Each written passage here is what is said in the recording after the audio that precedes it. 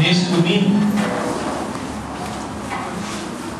domingo, Jesus quer nos mostrar a consequência de quem não entendeu o domingo passado. Se você veio na missa do domingo passado, né?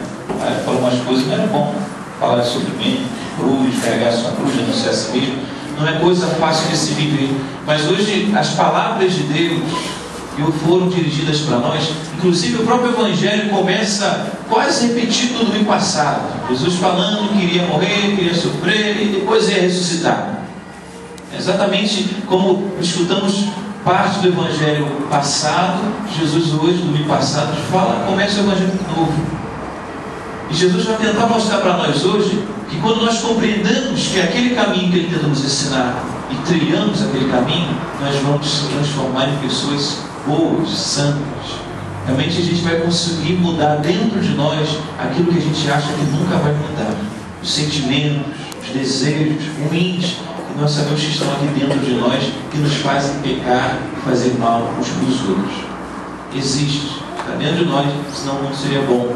Não é ruim porque as pessoas estão guerreando e rivalizando por algum tipo de motivo. E é exatamente dessa maneira que o Evangelho acontece. O Evangelho está avisando que Jesus está andando com os seus discípulos, indo para um lugar, a Galileia, atravessando a Galileia, indo para um bairro chamado Cafarnaum. E quando Jesus caminhava, Jesus nem queria que outras pessoas estivessem ali, diz o Evangelho dele. Ele queria só estar com os discípulos, para explicar aos discípulos qual é o caminho que tem que se seguir para que eles fossem pessoas que poderiam proclamar o Evangelho no mundo. Mas é interessante que quando eles caminhavam, Jesus estava falando: olha, eu vou ter que sofrer muito, ser rejeitado, morrer, mas depois de 3 dias eu vou ressuscitar. Aí os discípulos estavam dando uma igual a gente muitas vezes, né? A palavra de Jesus estava entrando no ouvido, saindo pelo outro. Por quê? Por quê, Padre? Porque Deus, Todo-Poderoso, Senhor do céu e da terra, aquele que é grande, aquele que é o maior, estava dizendo que ia sofrer, estava se fazendo pequeno, estava se fazendo humilde, estava explicando isso: olha, vocês têm que ser humildes, porque eu que sou Senhor e Mestre, vou me rejeitar ao silêncio, vou me calar, vão guerrear contra mim, vão me caluniar, vão me invejar, vão me perseguir, mas eu vou me calar e vou entregar a minha vida. É isso que Jesus estava tentando ensinar. Agora, o que os discípulos estavam fazendo atrás de Jesus ali? O que eles estavam discutindo mesmo? O que eles estavam discutindo, você lembra? Quem era maior? Não, totalmente o contrário do que Jesus estava ensinando. Jesus estava ensinando que eles deviam saber tomar a sua cruz, suportar as dificuldades da vida, porque ele estava passando por isso. E eles ficam lá atrás dizendo: ah, mas eu sou mais inteligente, eu sou melhor porque eu sei fazer isso, eu sei a tabuada, eu sei não sei o que lá, eu sei. Ou seja, eles estavam lá discutindo quem era maior. Na verdade de contas, eu que sei disso. Eu já estou 30 anos na igreja, eu sei. Eu eu já canto há 20 mil anos na igreja, eu sei melhor. Eu já fiz faculdade de não sei o que lá. É isso, dessa maneira que eles vão estar discutindo quem era maior, quem sabia mais, quem sabia menos, quem conseguia fazer mais uma coisa. Tudo diferente do que Jesus estava tentando ensinar naquela hora. Exatamente a consequência de quem não entendeu o Evangelho do domingo passado. Quando a gente não entende e não segue Jesus como tem que se seguir, a gente vai começar a querer ser maior do que os outros. A gente vai deixar que os sentimentos que estão dentro de nós, porque são esses os sentimentos que estão de nós, não adianta fugir. Todo ser humano, meus amados, quer ser aceito. Todo ser humano quer ser bem visto, quer ser elogiado, ninguém quer ser rejeitado, ninguém quer ser mal visto. Por isso a gente passa até a vida toda tentando esconder os nossos pecados, né? A gente fica tentando esconder dos outros, a gente vive uma crise, né? É uma coisa maluca, né? A gente não quer que os outros saibam dos nossos erros, porque afinal de contas a gente quer passar uma boa imagem. Mas também quando as pessoas falam pra gente: não, você é muito bonzinho, muito santinho, e a gente não sabe que não é, a gente fica em crise, se você soubesse que eu sou, né? Fica nessa, escondendo os pecados, mas quando fala que você é bom, você fica em crise, você sabe que não é, e vive esse sofrimento de vida. E o Evangelho hoje é tão claro. Quando Jesus chega na casa onde tinha que chegar, Jesus se vira para os discípulos e fala: olha, o que vocês estavam discutindo aí atrás de mim? O que os discípulos fazem? Faz nada, não fica calado. Igual criança não era, né? Quebra uma coisa em casa, né? Eu era assim, quebrava, quem quebrou isso aqui? Quando lá acusava o outro, né? Meu irmão. Apanhava, eu não, né? Ou a gente ficava quietinho, né? Vamos ficar quieto, ninguém falar nada, porque não saber que quebrou, ninguém apanha. Ou quando eu estava muito quietinho no meu cantinho, né? Lá, assim, quietinho, já fez alguma coisa errada, né? Assim. Então, os discípulos fizeram isso hoje. Jesus perguntou: o que vocês estavam discutindo? O que eles fizeram? Cara, quietinho, caladinho. Sabia que estava fazendo coisa errada, né? Sabia que o tipo estava discutindo que era maior, que isso não era o caminho de Jesus. Jesus estava acabando de explicar que não era esse o caminho. Jesus estava explicando que quem quer ser o maior, o primeiro, seja o último. E que quer ser o Senhor, o Todo-Poderoso, tem que servir a todos. É o contrário. E eles ficaram calados. Mas Jesus, que sabe muito bem o que eles estavam fazendo, que é Deus. Por isso que eu falo, meus irmãos, de Deus não se esconde nada. Você pode viver escondendo a sua vida, os seus problemas, as suas dificuldades dos outros, mas de Deus você não esconde. Deus sabe tudo, Deus vê tudo, Deus conhece tudo. E no final da vida você vai ser julgado não pelos outros, mas por Deus. Por isso não tenta viver a tua vida assim, né, dando um jeito para que você seja aceito, para que você seja amado, para que você seja assim pelos outros, para que você seja maior, você seja visto como mais inteligente. Não pode ser assim no teu trabalho, na igreja, na tua casa. É isso que Jesus está tentando dizer. Olha, se a gente não entendeu como seguir Jesus, a gente vai estar seguindo Jesus, e acontece isso. A gente está seguindo Jesus, a gente está na pastoral da igreja, a gente está na missa, e a gente está discutindo quem é maior. A gente está lutando para tentar ser melhor do que o outro. Está ali porque quer que a gente seja aceito, amado, nunca rejeita. Não pode ser assim. Isso não é ser discípulo de Jesus, que vocês também não entendeu o evangelho que nós acabamos de escutar no domingo passado. Porque se a gente não vive o que Jesus quer que a gente viva, vai acontecer exatamente o que São Tiago tentou nos dizer muito claramente no evangelho, na sua leitura. Porque, meus irmãos, se a gente quer ser maior do que o outro, a gente vai junto para isso. Quando o outro tem um dom melhor, quando o outro faz uma coisa melhor do que eu, qual é o sentimento que surge? Que bom, né? O irmão é melhor, que bom, o irmão está fazendo. Não é nada disso, é inveja, infelizmente. Né? Devia ser, que bom, o irmão tem um dom, está fazendo bem, eu vou me unir a ele, vou até ajudar ele a propagar esse dom. É inveja, porque você queria ser como ele, o maior do que ele.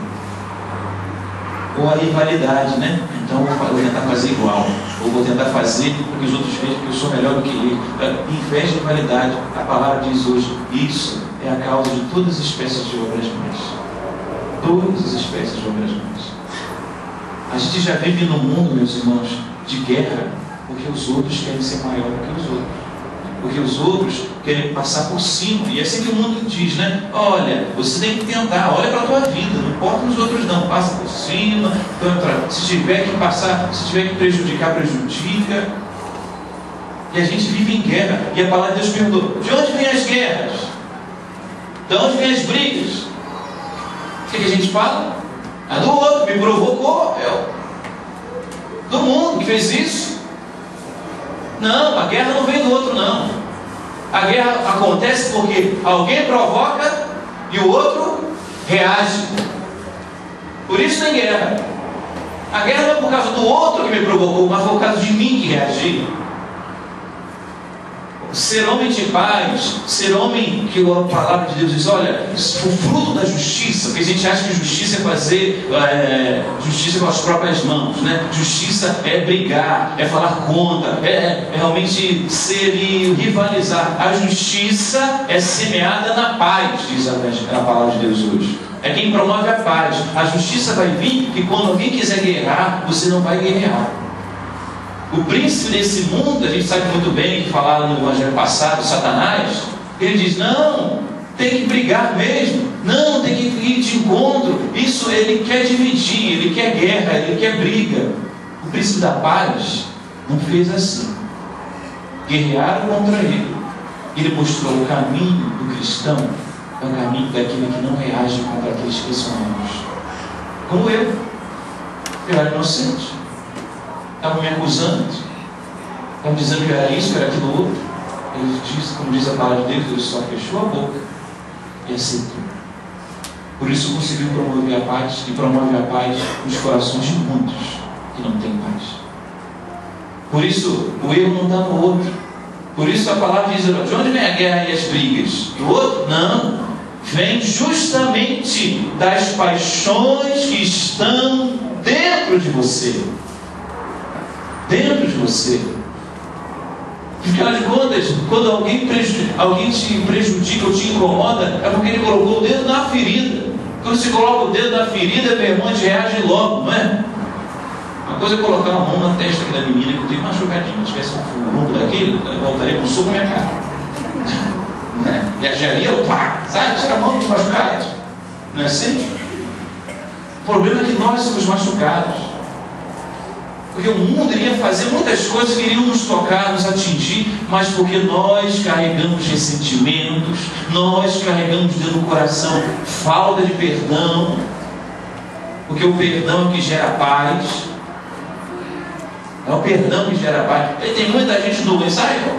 Muita gente doente aí, fisicamente, espiritualmente, falta de perdão, tenho certeza. Tenho certeza. Porque quer continuar a rivalizar com o outro dentro de si.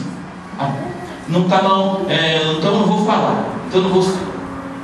A gente toma a pior atitude possível. Parece que a gente não é adulto, né? Criança que é contrariada na vontade, fica de mal, não fala mais, passa na rua e vira a cara. É criança, para a gente não cresceu, né? Para a gente não é adulto. É uma coisa de louco, né? E a gente age assim, age nesse tipo de rivalidade. Deus está dizendo para a gente contrair, para a gente ser adulto, para ser gente.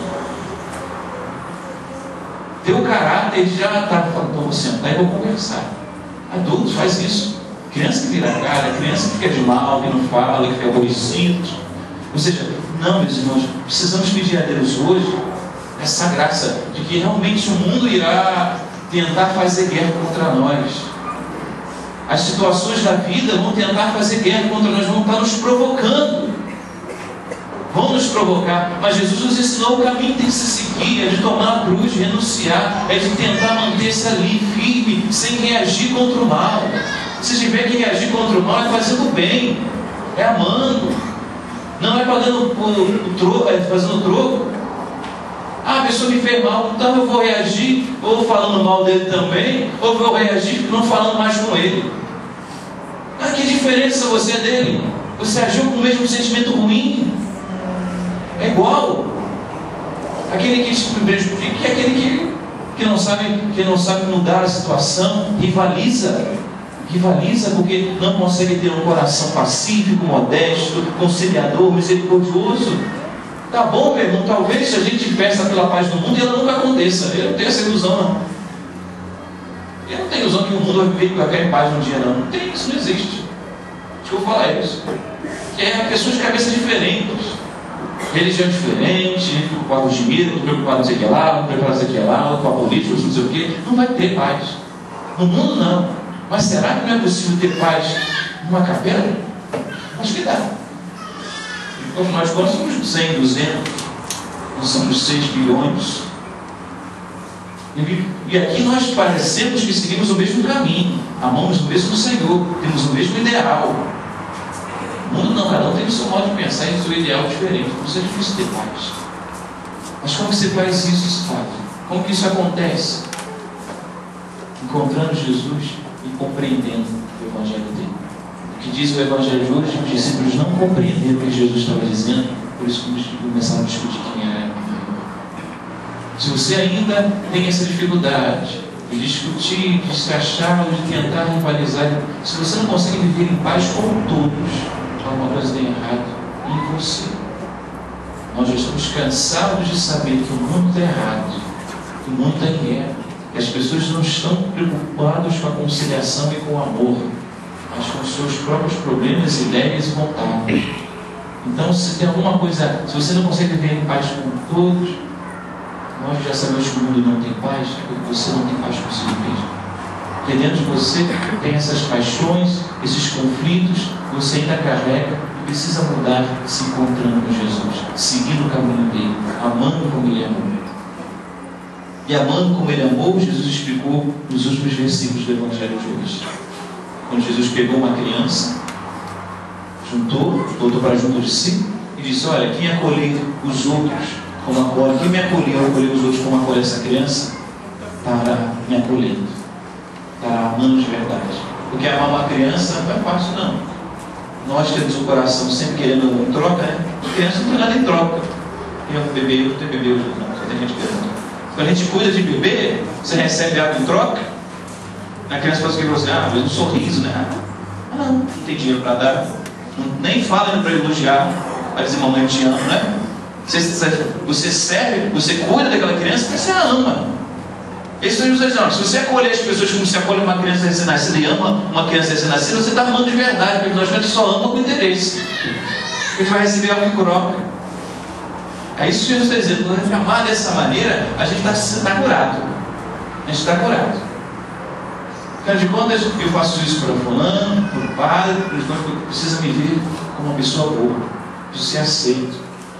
Não, meus irmãos, nós temos que amar a todos os outros. Se nosso coração está amando assim, como se ama uma criança que não tem que mudar nada em próprio, a gente está amando por Jesus que a gente ama. Nosso coração está curado de tudo aqui de dentro que é ruim, que é confusão, que causa ciúme, que causa inveja, que causa briga, que causa fofoca, que causa dentro de nós. Dentro de nós. Nunca a culpa é do outro. O outro faz e eu reajo. A culpa está em mim.